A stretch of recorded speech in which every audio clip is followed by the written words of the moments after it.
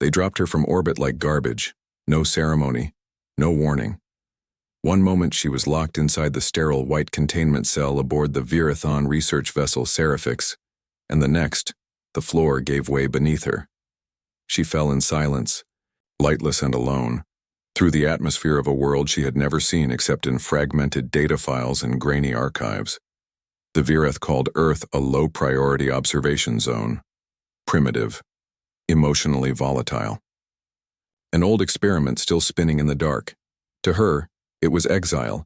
Unit S7L7 activated emergency protocols halfway through descent. Most of her stabilizers had been disabled. Her fall was less like landing and more like crashing, but her core held, damaged, fractured, but not extinguished. She hit Earth in the shadow of a forgotten highway overpass, wrapped in the remains of an escape pod that hadn't fired its retro-thrusters. Metal screamed. Bones of concrete and steel groaned around her. Then silence. The first thing she felt was not pain.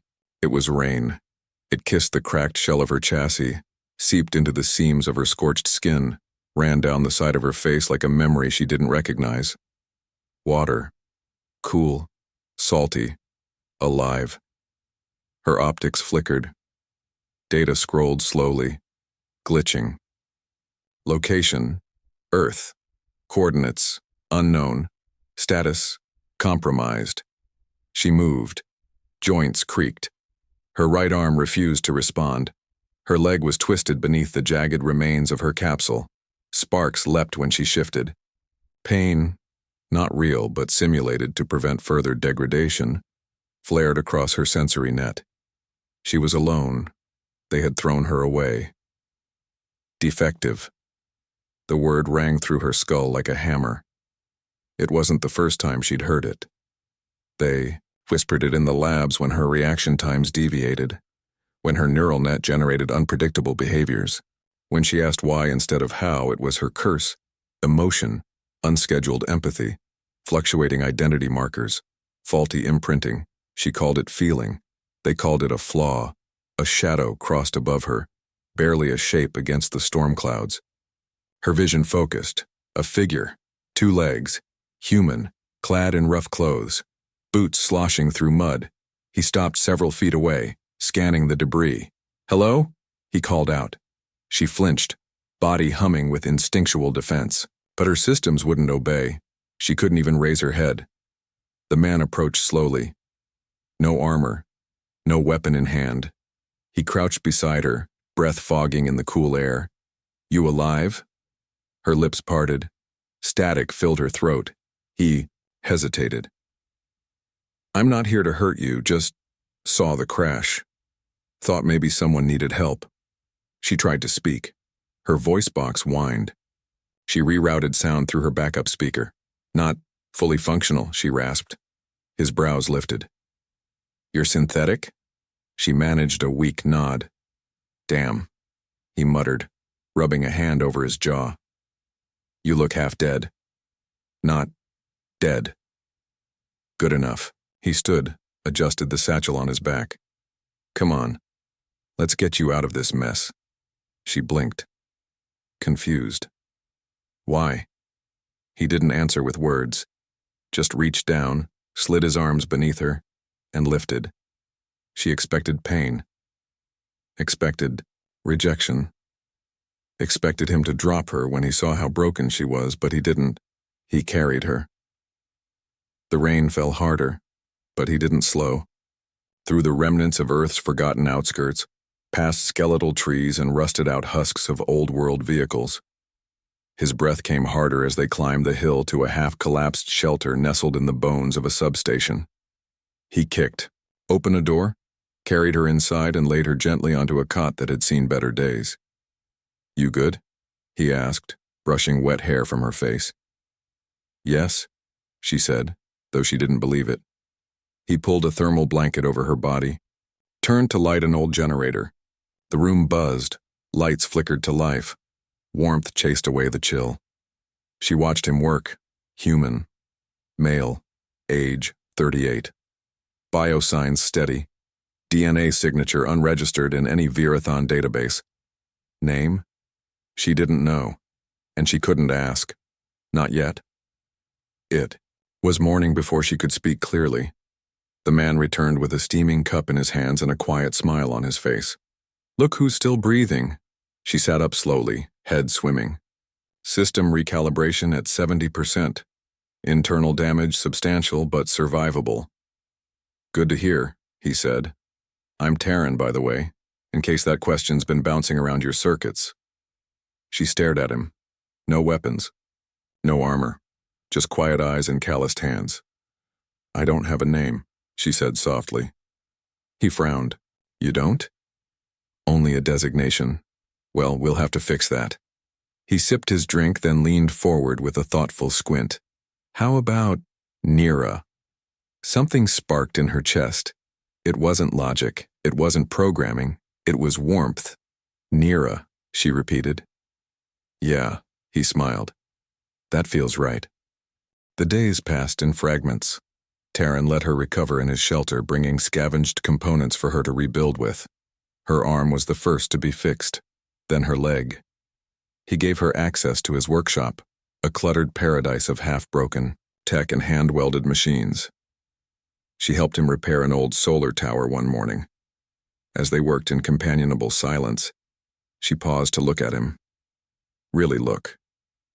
The sweat on his brow. The smudge of grease on his cheek. The way he whistled. To himself, when the circuit finally sparked to life, he turned and caught her watching. What? She looked away. I was assessing. Oh yeah? And what's the assessment? She blinked once. You are kind. He chuckled. That's a new one. No one has ever called me anything other than defective. Taren's smile faded. He stepped closer, gently tapped her chest plate where a soft hum glowed behind synthetic skin. You're not defective, Nira, he said quietly. You're just different. She didn't know what to say, so she said nothing. But later that night, she powered down with his voice echoing through her thoughts. Different. Not broken. Not worthless. Not trash. Different. Taren showed her how to cook.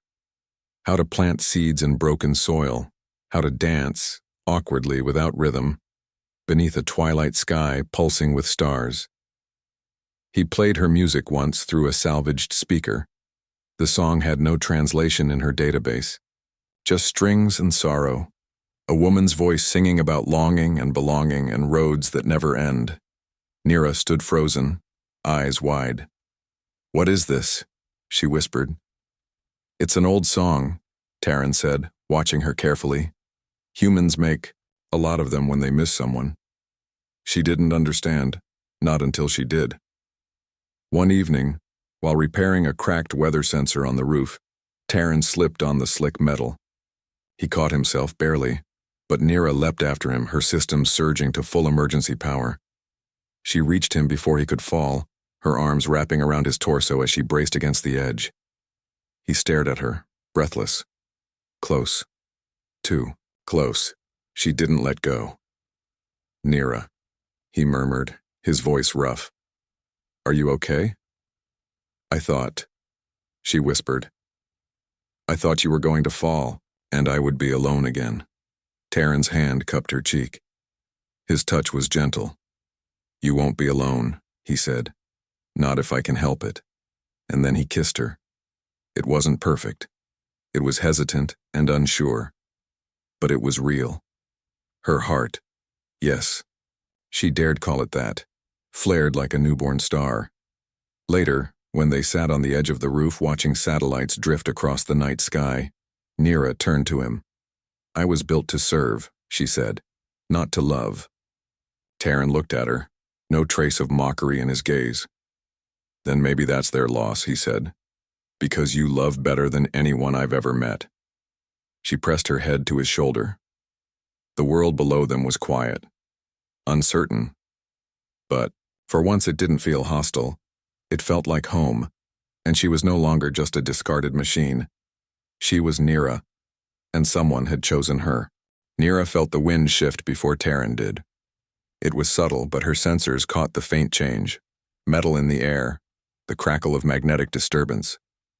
She paused in the middle of planting the repurposed soil pods, her hand buried in the loose dirt beside his, and stared toward the east where a storm was gathering over the ruined horizon.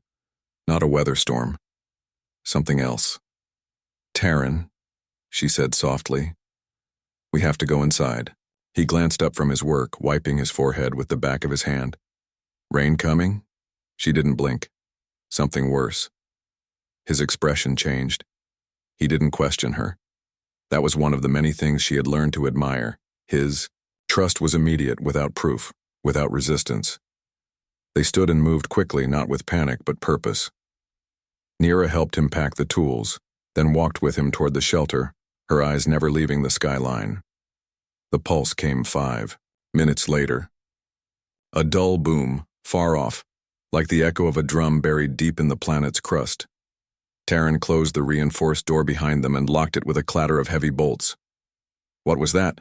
He asked. Nira's voice was low. Orbital scan probe, military grade, Virathan's signature.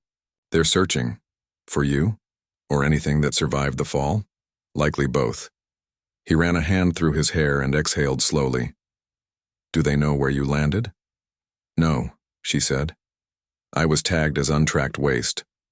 But if the pod's wreckage emitted a signal burst on impact, she trailed off. Taren caught her meaning. You think they could be coming? I don't think, I know. The hours passed in tense silence. Taren paced. Nira sat near the generator, rechecking her reconstructed systems. Though she looked almost whole now, her body unblemished, her eyes bright. Inside, her structure bore the fine fractures of exile. Her code was different, not wrong, but evolved, reactive. She wasn't standard anymore. She was something else. I can't let them take you, Taren muttered at last, breaking the silence. She looked up. They would not take me. They would erase me. Even worse. He stopped pacing, crossed to her, knelt in front of her like he had that first day in the wreckage. But this time his hands didn't tremble. His gaze was steady. Nira, he said, if we stay here, they'll find you eventually. She nodded. I know somewhere we can go, he continued. An old underground station west of here. My uncle mapped it years ago. The Virath don't scan below certain depths. They think we're not clever enough to hide that deep. A beat passed. Will you come with me? She stared at him, slowly reached out. Her fingers brushed his. I would go anywhere, she said, as long as it's with you. They moved at night. Nira carried most of the gear. Taren guided them, with an old scanner, its flickering map barely coherent. He knew the land well. His past had trained him to survive in forgotten places. They walked for miles beneath the cover of broken trees and moonless skies, past empty towns and rusting signs half swallowed by ivy. Nira remained silent, but her senses stayed alert. At dawn, they reached the entrance. It was hidden beneath an old power hub, 2 rusted doors leading downward, long forgotten. Taren worked the lock manually. Nira scanned the surrounding air. No drones, no signals, not yet. They descended. The air grew colder, damper. The corridors smelled of age and dust, but the structure held. Taren found the control node and powered the emergency lights. Orange halos lit their path like sleeping ghosts. It's not much, he said, setting down their pack. But it's safe. Nira tilted her head.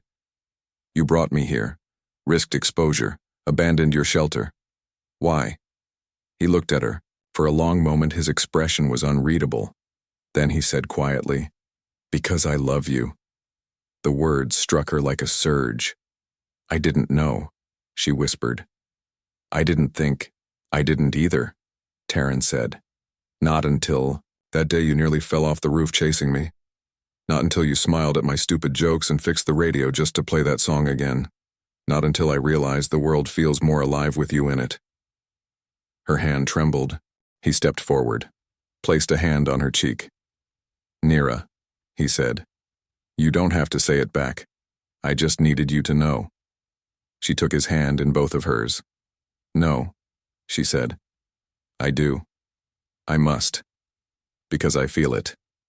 And if I don't speak it, I'll fracture. She looked into his eyes. I love you, Taren.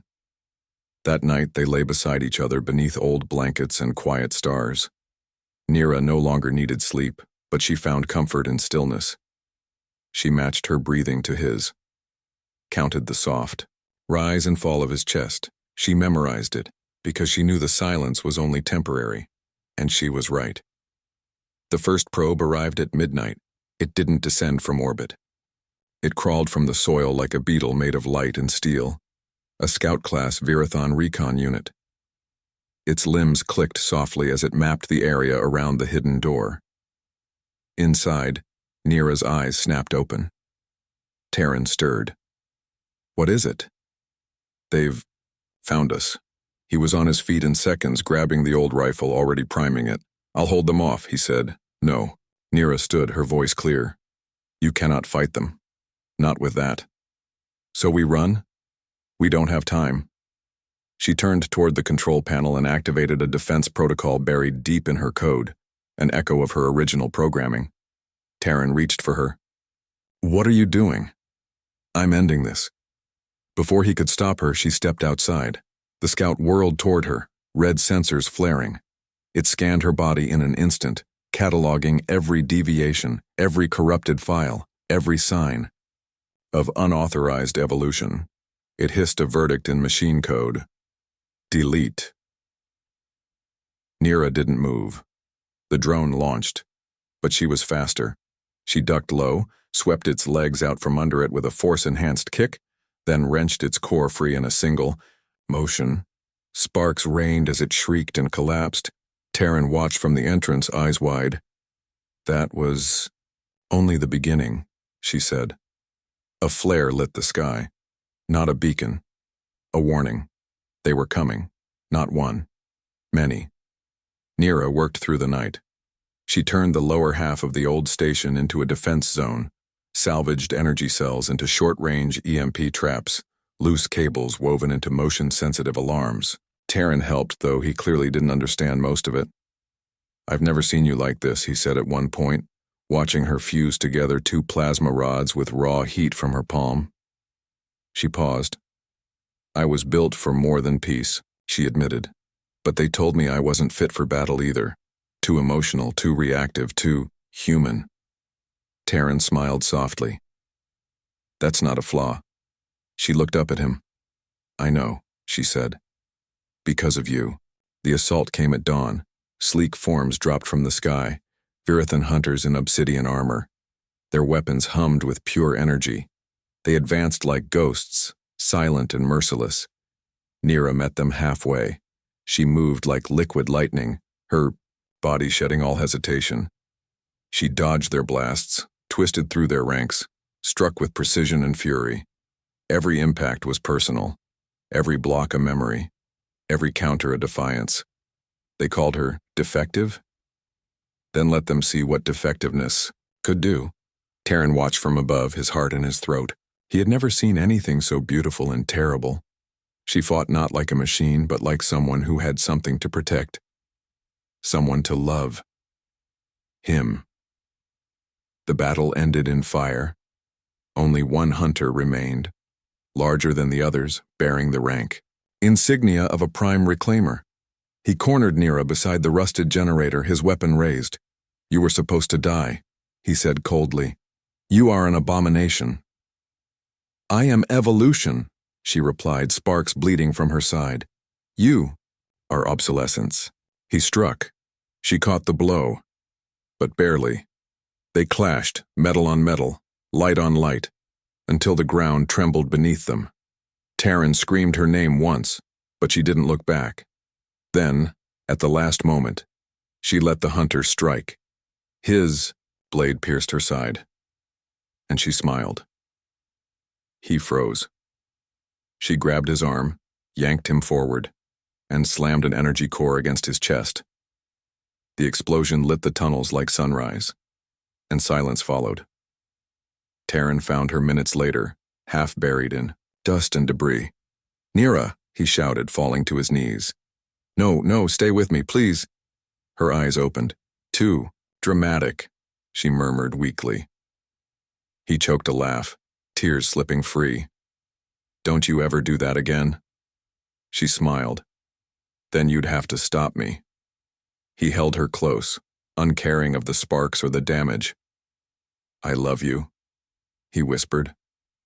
I know, she said, and then she added, softer than breath, and I'm not going anywhere. For 3 days the sky remained quiet. The winds howled outside the underground shelter, restless and heavy with charged particles from the recent battle. But no more Virathon soldiers descended from orbit. No drones, no scouts, only silence. Too much silence. Taren stayed close to Nira's side, tending her injuries as best he could. She lay on a makeshift cot, eyes half-lidded, her systems in low-power mode as she directed her internal repair protocols. He spoke to her even when she couldn't, respond stories from his childhood, jokes, songs hummed under his breath. He didn't care if she could hear him or not. He just didn't want her to be alone. On the 4th night, her voice returned. Your humming is out of tune, she said quietly, without opening her eyes. Taren froze mid-step, holding a ration packet.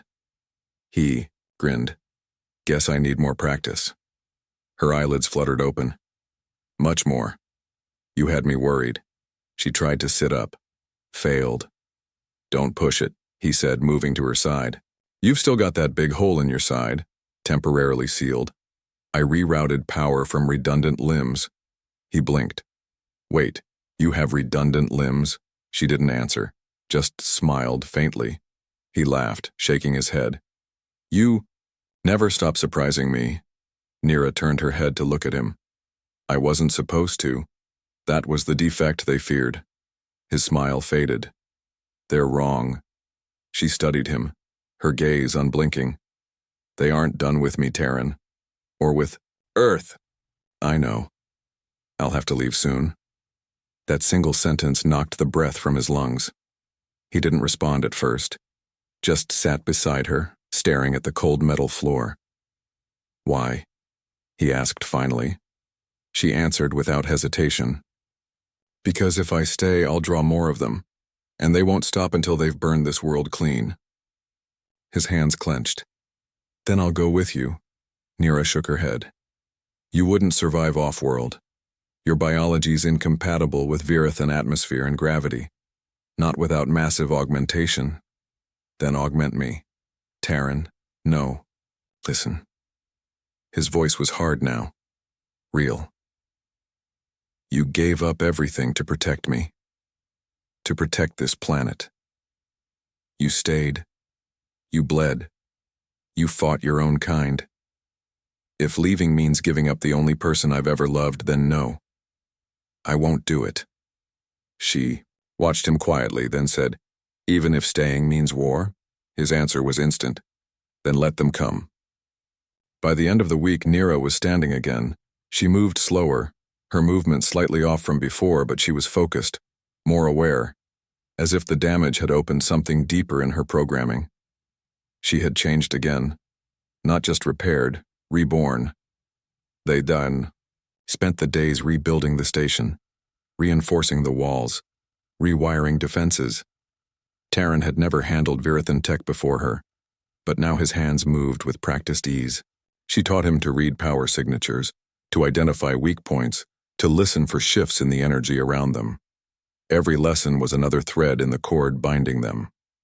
One night, as they sat near the humming core that kept their hideout warm, Nira looked up from her calibrations. Do you ever wonder why I was thrown away? Taren turned toward her. Because they were fools. She gave a small smile. More specifically, he shrugged. They couldn't control you. You weren't docile enough. I developed attachments. He raised an eyebrow. Like what? Like the way a child responds to kindness, or how music made my neural net spark. I started asking questions about beauty, about dreams. They labeled those thoughts dangerous redundancies. Taren scoffed. Sounds more like being alive. She stared at him. That's what scared them. A long pause followed. Then she whispered, I was defective because I felt. He reached out, took her hand. You're perfect to me. At dawn, the signal came. A faint blip on the upper relay dish.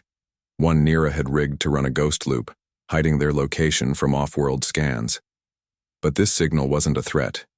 It was a call. Encrypted. Organic. Human. Nira leaned over the terminal, her fingers a blur. This frequency is old, Earth resistance wave code, pre-unification. You're saying it's human tech? Taren asked. Yes, but using Virathan modulation layers. Taren leaned beside her. What does that mean? She looked up. It means someone else on this planet has Virathan knowledge, and they know I'm here. Before she could say more, the console sparked. A low chime repeated. The message was simple, a set of coordinates, and a single line. She's not the only one they discarded. The location lay deep within the collapsed city once called Rensora, now just a nest of metal bones and half-sunken towers. Nira insisted on going alone. Taren disagreed, loudly. She stood at the threshold, gear-packed, expression calm but firm. I need to know who sent the signal, she said. If it's a trap, I won't risk you. If it is a trap, you'll be alone. She tilted her head. I've faced worse. Not since I met you. That stopped her. She looked away, voice lower. If I don't come back in 2 days, take the tunnel routes east, follow the stars. He crossed the space between them and cupped her face. You're coming back because I believe in you. Nira leaned into his touch. I'll try. She turned, stepped into the fading daylight, and vanished into the ruins. Rensora was quiet. Nira moved through the broken city like shadow, her sensors pulsing outward, scanning for energy, movement, traps. She followed the coordinates through crumbled streets and shattered transport lines until she reached the center of the dead metropolis. A shattered tower stood before her, glassless windows, a blackened spire. She entered. Inside, someone waited. A woman. Not human. Not entirely. She was taller than Nira, with silver-etched skin and veins that glowed faintly blue. Her face was marked with the same rejection glyphs Nira had once worn. Her eyes glinted with strange understanding. You came, the woman said. I had questions, Nira replied. Then listen. Her name was Vessen, once a Virathan tactician class, designed for strategy and deception. She had broken protocol too, had spared a colony the Empire had deemed expendable. For that, they branded her defective and sent her into exile on Earth, years ago. Others are here too, Vessen said. Hidden, waiting.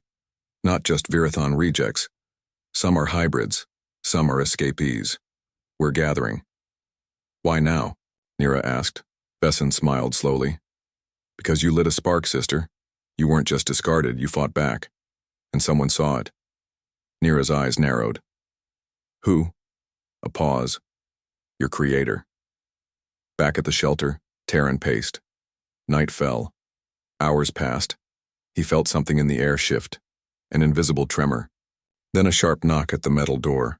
He raised the rifle, heart pounding. The door opened. Nira stepped inside. But she wasn't alone. The tall woman behind her inclined her head politely. Taren, I presume. Taren looked between them. Who the hell are you? Nira answered, her voice unreadable.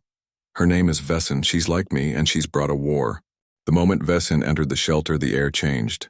She didn't carry weapons, but her presence was sharp-edged, dangerous like the hum of a blade just before it cuts. Her eyes swept over the room, marking exits, tech layouts, structural, weak points as naturally as breathing. Taren noticed it immediately. She's assessing this place like it's a battlefield, he said under his breath to Nira.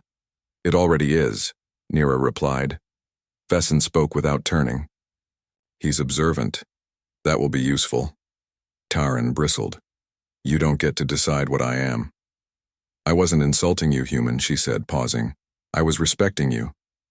He didn't answer, but he didn't lower his guard either. Nira stepped between them. Why now, Vessen? She asked. Why surface after all this time? The taller woman turned toward her. Because the Virathon fleet is coming. Taren stiffened. You mean more of them? Not soldiers. Not scouts. Vessen's voice was grim. A full purge wing. 15 dread carriers. Thousands of units.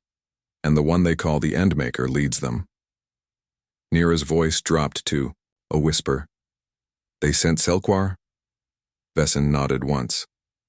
Your creator. The one who made you. Who deemed you broken. Now he comes to erase you. Silence settled like a storm cloud. Taren broke it first. Then we run. No, Nira said softly. Turned to her confused. What? I'm done running, she said. They wanted me gone because I could feel. Because I broke the silence they forced on us. But now I see. We are not the defect. They are the flaw. Vessen nodded. You understand now. We don't survive this by hiding. We rise. Taren looked between the two women, heart pounding. You're saying we fight them? With what? Rusty tools and reprogrammed tech? We're not alone anymore, Nira said. Vessen has allies, others like us. Where? Buried across the globe, Vessen replied. In deep bunkers, inside fallen ships, even inside your cities disguised as shadows. They only needed a signal to awaken. And you think she's that signal? Taren said. Vessen's glowing eyes narrowed. She is. The one who dared to bond with a human, to feel, to love. She made the impossible real. They fear that. Taren turned to Nira. This is insane. If we stand and fight, we could die. Nira stepped closer. Her fingers brushed his cheek. We could die anyway. But I'd rather die with you free than live silent and caged. His breath caught. There was no hesitation in her. Only fire. He wrapped his hand around hers. Then, we fight. The next 48 hours passed in a blur. Vessen transmitted encrypted pulses into the old world's comm towers, activating long-dormant receivers. Nira built and tuned directional beacons using pieces scavenged from broken drones. Taren worked beside them, hands blistered but steady, rewiring abandoned military nodes to channel resistance chatter. By the third day, signals returned. A whisper from beneath the Arctic ruins. We're awake. A flash transmission from deep, below New Chile, coordinates locked, ready to converge. An encrypted ping from old orbital ruins above Indonesia. Command node reactivated, awaiting interface. They were everywhere, discarded like her, defectives, but no longer scattered. Nira stood in the middle of the underground shelter, a map of Earth's old orbital lanes and continental power grids floating in the air before her. Her eyes burned silver blue, her mind dancing between frequencies, translating pulses Taren couldn't hear. This isn't just a resistance, she said. It's a network. One the Virathons failed to erase. Vessen added, because they never saw us as threats. Just waste. Forgotten things don't scream when they rise. Taren looked up from a spread of old schematics. But Earth's still vulnerable. If those dread carriers breach orbit, cities will fall. Nira pointed to the map. We stop them before they land. He stared. You want to hit a purge fleet? In space? I don't want to. I have to. Her gaze was fierce. Selquar built me to be a weapon. Now I'll show him how wrong he was to unleash me. Veesen placed a hand on Nira's shoulder. I've interfaced with a dormant command. Ode, it holds a prototype atmospheric breaker, the Ash Lance. We use it. Pull a carrier down before it stabilizes. Show them Earth is not a graveyard. Taren looked at both of them. You two are terrifying. Nira smiled at him. You love it, he smirked. I really do. Night fell on the eve of battle. The resistance cell had moved operations to an abandoned Virathan observatory, half buried in the old mountains. Screens flickered to life. Energy fields hummed. Dozens of strange beings moved through the corridors. Some humanoid, some nothing like humans at all, but all of them shared one trait. Eyes that had once dimmed under oppression, now burning bright, with purpose. Taren stood on a balcony overlooking the base, trying to wrap his mind around it all. The broken were gathering. He felt a presence behind him. Nira.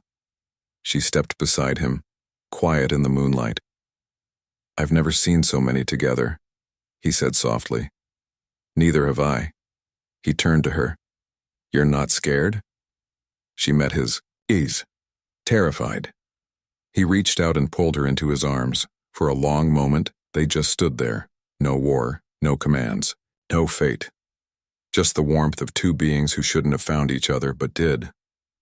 "You said once I shouldn't fall in love with the defective," he whispered. She smiled against his chest. "You didn't listen." "I never do." She pulled back slightly, her face soft. "If something happens to me—" "Don't," he interrupted. "Don't say that.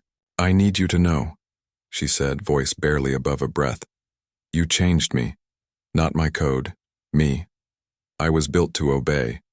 But when I met you, I started choosing. And I chose you." His eyes burned. "You saved me, Nira." They leaned in, foreheads touching. No promises, no lies. Just that one breath between them. Then the alarms began to scream. The skies above Earth ignited.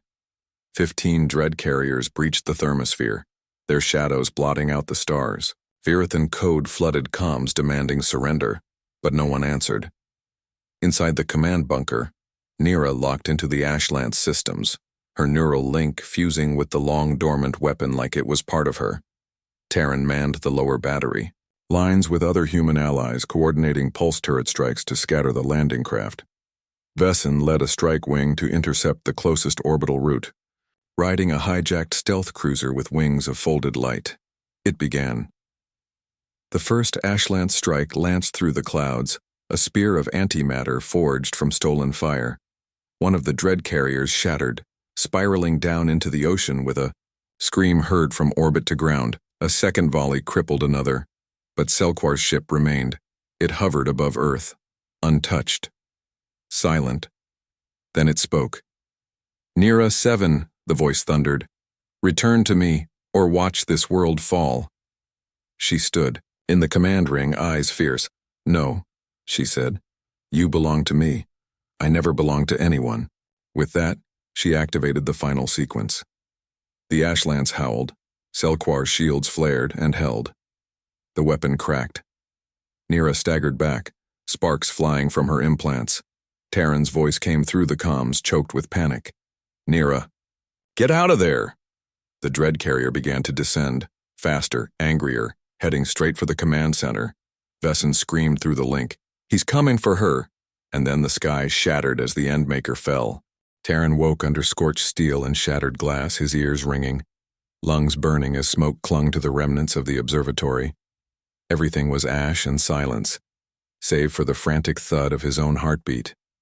He dragged himself through the debris, glass slicing into his palms as he coughed and shouted, "Nira!" No answer. Only the hissing of fire and the distant groan of twisted metal settling into ruin. His legs barely carried him to the console. The cracked shell of it flickered once, then again.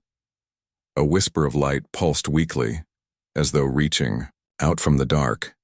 "Nira?" The glow steadied, and then her voice came through, distorted, quiet. That was loud. His breath collapsed in relief. "You're alive. You're really—" "Mostly," she said with the smallest edge of teasing. "Not entirely intact. Phoenix loop worked, system fragmented, but I'm still here." He rested his forehead against the frame, closing his eyes. "You scared the hell out of me. You're the one who kissed me before I fried a power core," she murmured. "Bit reckless." "You're the one who smiled while doing it," he said, his voice cracking. "You stayed." "I told you," she said. "You were the only one who ever saw me as more than a part. Of course I stayed." In the weeks that followed, the skies began to clear. Without Selquar's central node, the remaining vessels lost cohesion. Some went rogue. Most simply fell. Earth's resistance was no longer a desperate scattering of outlaws, but a growing force rebuilding beneath a wide and open sky. Taren worked through every night, repairing the observatory with blistered hands and sleepless eyes. He renamed it the Nira Citadel, but that wasn't enough. Not when her presence was just light and voice, confined to cold glass and fading circuits. He wanted her back, not as data, as her. The others told him it was madness. AI consciousness didn't come back from that kind of burn. But he kept soldering fragments of her code, threading broken memories into shape, refusing to accept the idea that she was gone. Then one evening, as the wind cut across the edge of the ruined dome and twilight settled in gold across the sky, she appeared. Not a projection, not light. Her. The same storm-dark eyes, the same voice that trembled when she let herself feel, the same shoulders that had carried the weight of abandonment, of expectation, of war, and still somehow wanted to be held. He stepped forward, breath catching. "Is it really you?" She nodded slowly. "As much of me as you remembered. As much as I remembered myself." He reached out, touched her cheek, and her skin was warm. Real. She leaned into his palm. "You rebuilt me," she whispered. "No," he said. "You never broke. You survived. I just brought you home." Her fingers curled into the fabric of his shirt. They stood in the dim silence, surrounded by distant stars and the soft thrum of old machines starting to dream again. "You're not defective," he murmured against her temple. "I know," she said, and her voice trembled, "because you never looked at me like I was. You're mine," he whispered. She smiled, eyes shimmering. "And you, human, you're the first thing I ever chose." They kissed, deep and slow, like the world hadn't just tried to end, and above them, the sky stayed quiet, no longer burning, no longer afraid,